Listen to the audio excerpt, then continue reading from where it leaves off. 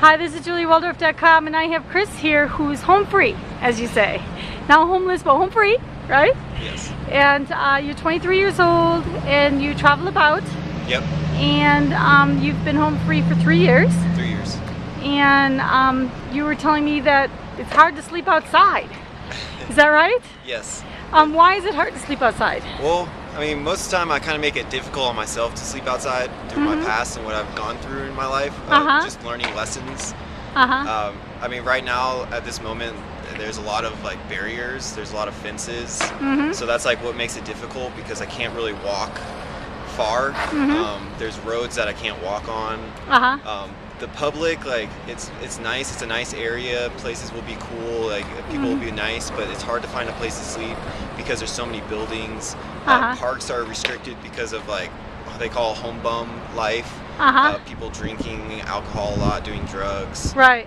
It kind of like makes a bad image for someone like me because they see me with a backpack on and they automatically like, in a sense, like profile. Yeah, thinks that you do drugs and alcohol. Yeah, they think I do drugs and alcohol, and I mean, obviously I don't. Yeah. Yeah, you don't at all. I smoke marijuana every once in a while, but that's just because it's a medicine. Like that's why I'm here, is to like really be a part of that medicine. Okay, all right. Sleeping outside is like really important to me because I like looking at the stars at night. I don't know, I'm not like claustrophobic, but yeah, I just like being inside walls. So you're saying basically if you sleep in a park, the police will oust you, and if you're out in a neighborhood, the neighborhood will oust you. Yeah. And then if you were telling me the farmers, even if you're out in the country, the farmers will make a complaint. Yeah. And there's tons of space around you. Yeah, there's national forests, national parks, state parks. State parks, you're not allowed to sleep in overnight with a backpack. Okay. I mean, you gotta pay for a lot of places to stay. Okay. Yeah, national forest you can stay for 2 weeks, but you have to move eventually after 2 weeks, and I usually can't even like stay out there for that long. Yeah, that's a long time. But I mean, it's a journey to get out into national forest to a comfortable spot. That's a lot of movement just to like sleep. Wow. Okay. That's the main subject. Well, who would have thought? I didn't know that. I didn't know it was so difficult to sleep outside myself. Because you were saying even in your neighborhood, if people complain about putting a tent on your own property. Yeah.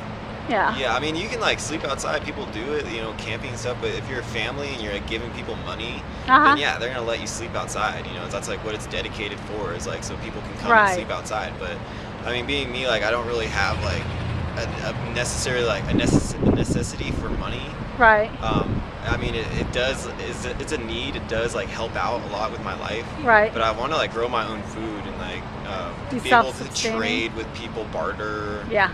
Okay. Just like live life, and then like with my muscles and like my strength, be able to like help people. Through helping, like you usually get fed. Yeah, going back in the old world. Yeah, like food, water, and sleep is like, pretty like three basic things. Yeah, health like comes along with like getting the proper food and water and sleep. So you're working today. Yeah. You're having people sign petitions. Yeah, I'm canvassing. Yeah, and they say they're going to pay you $100 a day, which is great. And so what is the petition for? Well, the petition is just for it's the Environmental Bill of Rights. It's just here in Colorado, the locals don't really have a voice on what happens to our mountains and our beautiful land around. So we just like encourage people to at least like sign this petition so it can get on the ballot in November, and that like it can give like a jump start so that we can actually have a voice in what happens. Like we don't really have a voice at this moment. Like who has the voice? Who has the voice is really like the government. Government or the big corporations or the government? Yeah, big corporation, government, like anybody who wants to like strip that land for whatever it has. For mining or whatever, we would like the locals to have like a basis of like common property. Just like they have in Costa Rica. Yeah, we want that really, and it's just a jumpstart foundation for it. And there's also one about the oil rigs, fracking. Right, okay. That's been happening in Texas and other areas, but it's starting to happen here, and it's getting closer and closer to our homes and schools. They're running out of like they're getting to this places where there's oil like right underneath of us, and they want it. So we want to regulate and keep it at a distance from our schools, homes, churches, water supply. Where people are, because they say we say it's safe. We see it on the media. People tell us it's safe. There's a lot of things that we're told are safe.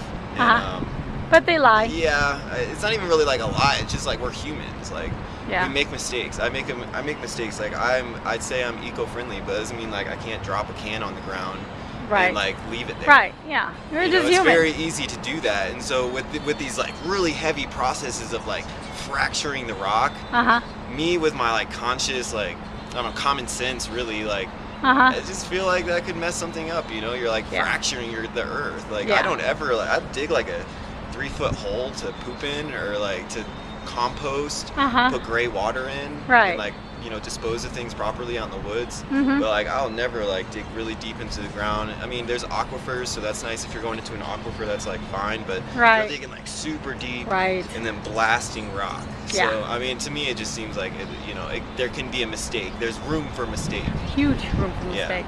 All right, well, Chris, you're just full of knowledge. Love it. Anyway, good luck on your job today. And I'll sign the petition because I believe in both. So have a great day. Ciao, ciao. Awesome. Julie Waldorf, JulieWaldorf.com.